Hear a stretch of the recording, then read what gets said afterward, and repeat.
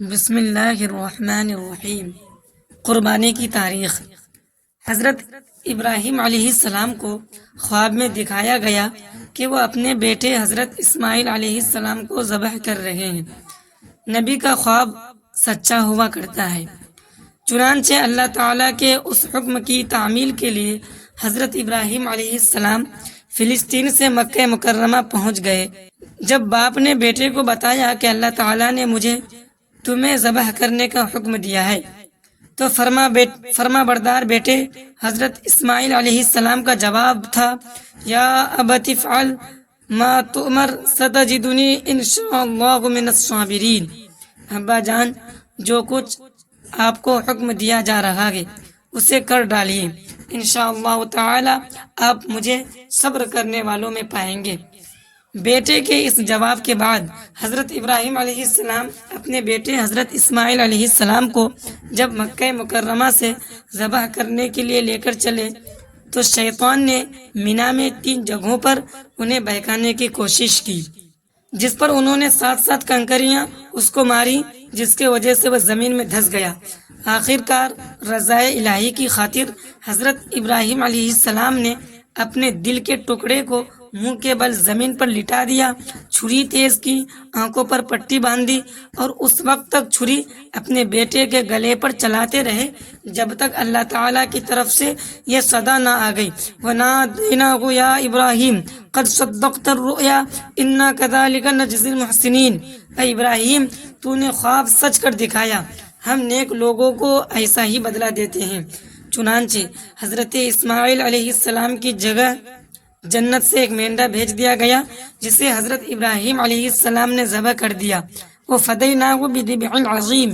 اس واقعہ کے بعد سے اللہ تعالیٰ کی رضا کے لیے جانوروں کی قربانی کرنا خاص عبادت میں شمار ہو گیا۔ چنانچہ حضور اکرم صلی اللہ تعالیٰ علیہ وسلم کی امت کے لیے بھی ہر سال قربانی نہ صرف مشروع کی گئی بلکہ اس کو اسلامی شعار بنایا گیا، اور حضرت ابراہیم علیہ السلام کی اتباع میں حضور اکرم صلی اللہ تعالیٰ علیہ وسلم کے طریقے پر جانوروں کی قربانی کا یہ سلسلہ کل قیامت تک جاری و ساری رہے گا انشاءاللہ تعالی۔ قربانی کے وجوب کے دلائل۔ قرآن و سنت میں قربانی کے واجب ہونے کے متعدد دلائل ہیں، یہاں اختصار کی وجہ سے چند دلائل ذکر کیے جا رہے ہیں۔ نمبر 1، اللہ تبارک و تعالیٰ اپنے کلام پاک میں ارشاد فرمایا، فَصَلِّ لِرَبِّكَ وَانْحَرْ۔ نماز پڑھیے اپنے رب کے لیے اور قربانی کیجیے۔ اس آیت میں اللہ تعالیٰ نے قربانی کرنے کا حکم دیا ہے۔ عربی زبان میں امر کا صیغہ عموماً وجوب کے لیے ہوا کرتا ہے۔ وانحر کے متعدد مفہوم مراد لیے گئے ہیں، مگر سب سے زیادہ راجح قول قربانی کرنے کا ہے۔ اردو زبان میں تحریر کردہ تراجم و تفاسیر میں قربانی کی ہی معنی تحریر کیے گئے ہیں۔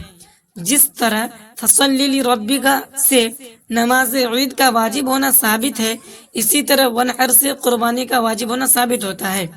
نمبر 2، حضرت ابو ہریرہ رضی اللہ تعالی عنہ سے روایت ہے کہ نبی کریم صلی اللہ تعالی علیہ وسلم نے ارشاد فرمایا، من کان لہ ساعۃ ولم یضحی فلا یقربن مصلنا۔ جس شخص میں قربانی کرنے کی وسعت ہو پھر بھی قربانی نہ کرے تو ایسا شخص ہماری عیدگاہ میں حاضر نہ ہو۔ عصر قدیم سے عصر حاضر کے جمہور محدثین نے اس حدیث کو صحیح قرار دیا ہے۔ اس حدیث میں حضور نبی کریم صلی اللہ تعالی علیہ وسلم نے قربانی کی وسعت کے باوجود قربانی نہ کرنے پر سخت وعید کا اعلان کیا ہے، اور اس طرح کی وعید عموماً ترک واجب پر ہی ہوتی ہے۔ نمبر 3، نبی کریم صلی اللہ تعالی علیہ وسلم نے ارشاد فرمایا، جس شخص نے نماز عید سے قبل قربانی کر لی تو اسے اس کی جگہ دوسری قربانی کرنی ہوگی۔ قربانی نماز عید الاضحیٰ کے بعد بسم اللہ پڑھ کر کرنی چاہیے۔ اگر قربانی واجب نہیں ہوتی تو حضور صلی اللہ تعالی علیہ وسلم نماز عید الاضحیٰ سے قبل قربانی کرنے کی صورت میں دوسری قربانی کرنے کا حکم نہیں دیتے، باوجود کہ اس زمانے میں عام حضرات کے پاس مال کی فراوانی نہیں تھی۔ نمبر 4، نبی کریم صلی اللہ تعالی علیہ وسلم نے عرفات کے میدان میں کھڑے ہو کر ارشاد فرمایا تھا کہ اے لوگو، ہر سال ہر گھر والے پر قربانی کرنا ضروری ہے۔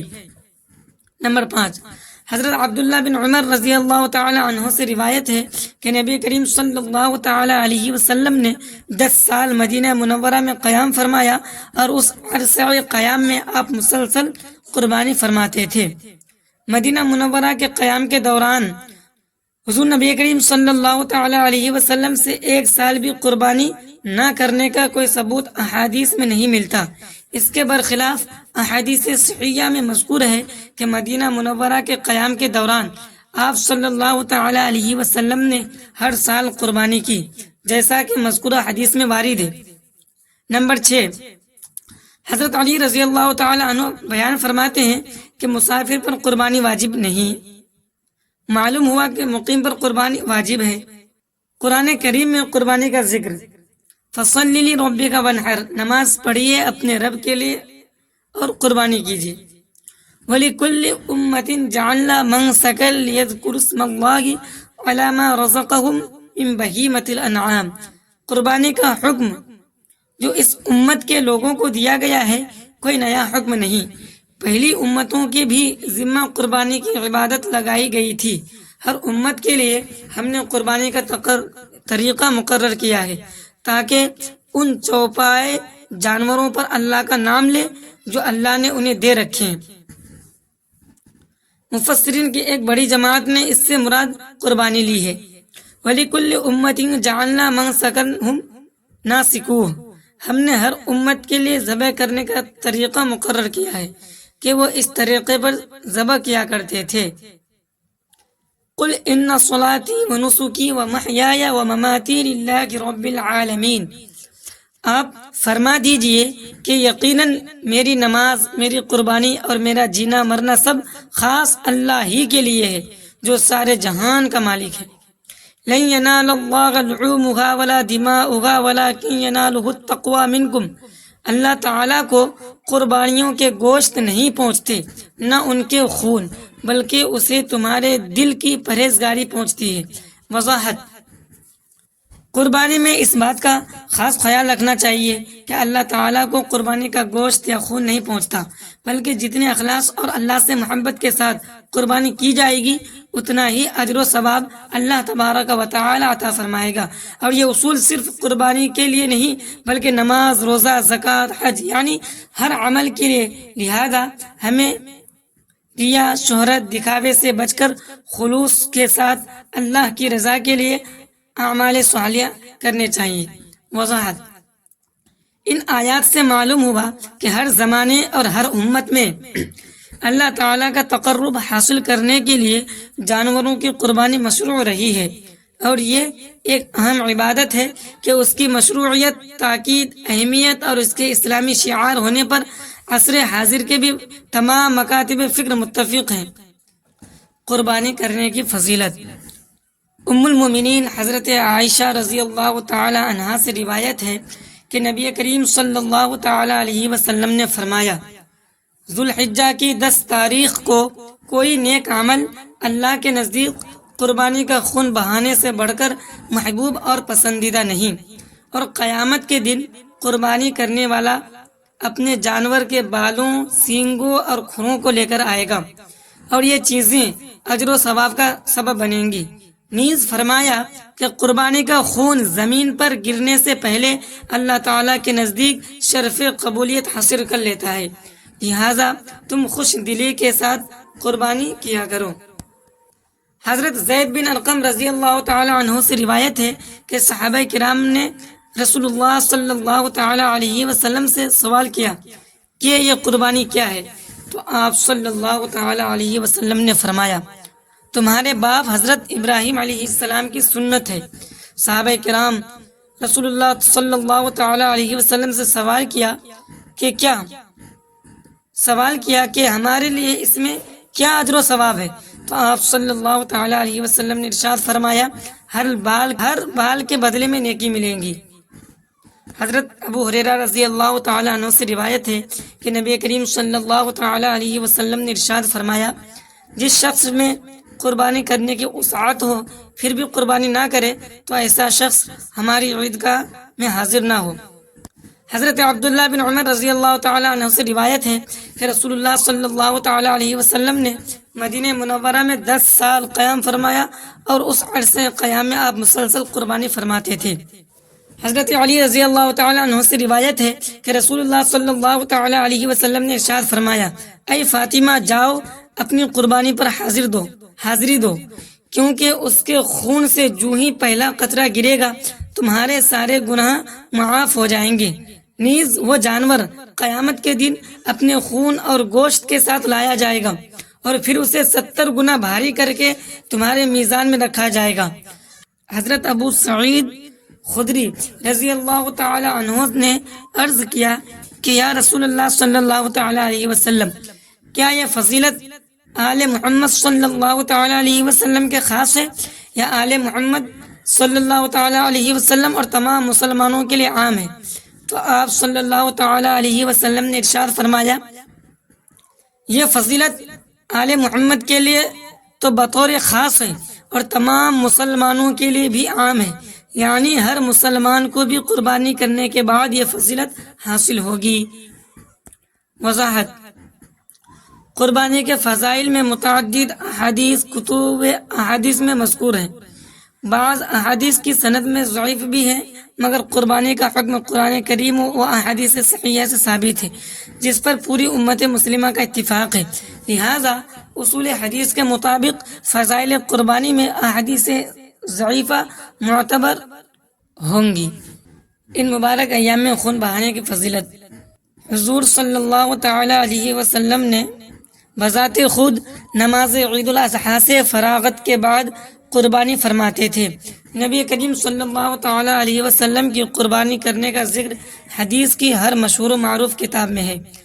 آپ نہ صرف اپنی طرف سے بلکہ اپنے گھر والوں اور امت مسلمہ کے ان احباب کی طرف سے بھی قربانی کرتے تھے جو قربانی نہیں کر سکتے تھے۔ حضور صلی اللہ تعالی علیہ وسلم نے حجۃ الوداع کے موقع پر انہیں قربانی کے ایام میں 100 اونٹوں کی قربانی دی۔ ان میں سے 73 اونٹ نبی کریم صلی اللہ تعالی علیہ وسلم نے بذات خود نہار کیے اور باقی 37 اونٹ حضرت علی رضی اللہ تعالی عنہ نے ذبح کیے۔ حضرت جابر رضی اللہ تعالی عنہ بیان فرماتے ہیں کہ نبی کریم صلی اللہ تعالی علیہ وسلم نے عید الاضحیٰ کے دن سینگوں والے ڈھبے دار خصی 2 مینڈے ذبح کی۔ حضرت ابو ہریرہ رضی اللہ تعالی عنہ سے روایت ہے کہ نبی کریم صلی اللہ تعالی علیہ وسلم نے ارشاد فرمایا، من کان لہ سعۃ ولم یضحی فلا یقربن مصلنا، جس شخص میں قربانی کرنے کی وسعت ہو پھر بھی قربانی نہ کرے تو ایسا شخص ہماری عیدگاہ میں حاضر نہ ہو۔ عصر قدیم سے عصر حاضر کے جمہور محدثین نے اس حدیث کو صحیح قرار دیا ہے۔ اب قربانی کا وقت کیا ہے، چند باتیں ملاحظہ فرمائیں۔ قربانی کا وقت نماز عید الاضحیٰ سے شروع ہوتا ہے اور 12ویں ذی الحجہ کے غروب آفتاب تک رہتا ہے۔ قربانی کا وقت نماز عید الاضحیٰ سے شروع ہوتا ہے اور 12 ذی الحجہ کے غروب آفتاب تک رہتا ہے۔ نماز عید الاضحیٰ سے قبل قربانی کی صورت میں رسول اللہ صلی اللہ تعالی علیہ وسلم نے دوسری قربانی کرنے کا حکم دیا ہے، جیسا کہ حدیث میں گزرا۔ اس سے قربانی کا ابتدائی وقت معلوم ہوا۔ قربانی کے آخری وقت کی تحدید میں فقہاء و علماء کے درمیان زمانہ قدیم سے اختلاف چلا آ رہا ہے۔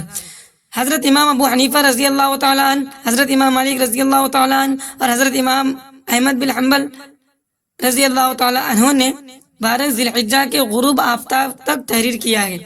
کسی بھی حدیث میں یہ مذکور نہیں کہ نبی کریم صلی اللہ تعالی علیہ وسلم یا کسی صحابی نے 13 ذی الحجہ کو قربانی کی ہو۔ قربانی کا وقت 12 ذی الحجہ کے غروب آفتاب تک ہے۔ اس کے چند دلائل پیش ہیں۔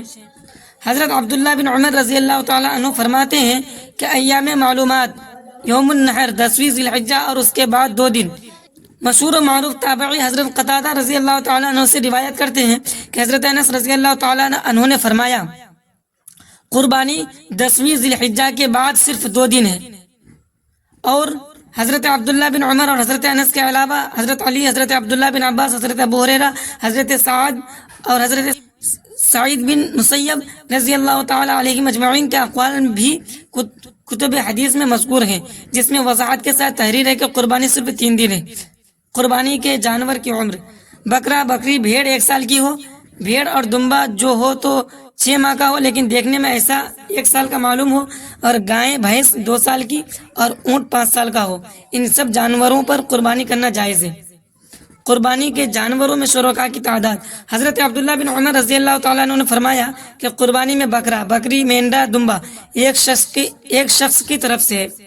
حضرت جابر رضی اللہ تعالیٰ عنہ نے فرمایا کہ ہم رسول اللہ صلی اللہ تعالیٰ علیہ وسلم کے ساتھ حج کا احرام باندھ کر نکلے، اور آپ ہم کو حکم دیا کہ اونٹ اور گائے میں 7 آدمی شریک ہو جائیں۔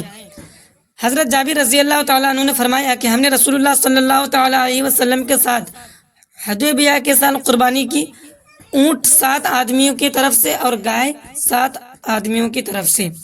قربانی کے جانور کا عیب سے پاک ہونا: عیب دار جانور جس کے 1 یا 2 سینگ جڑ سے اکھڑ گئے ہوں، اندھا جانور، ایسا کانا جانور جس کا کانا پن واضح ہو، اس قدر لنگڑا جو چل کر قربانی گاہ تک نہ پہنچ سکا، ایسا بیمار جس کی بیماری بالکل ظاہر ہو، وغیرہ وغیرہ، تو ان جانوروں کی قربانی کرنا جائز نہیں۔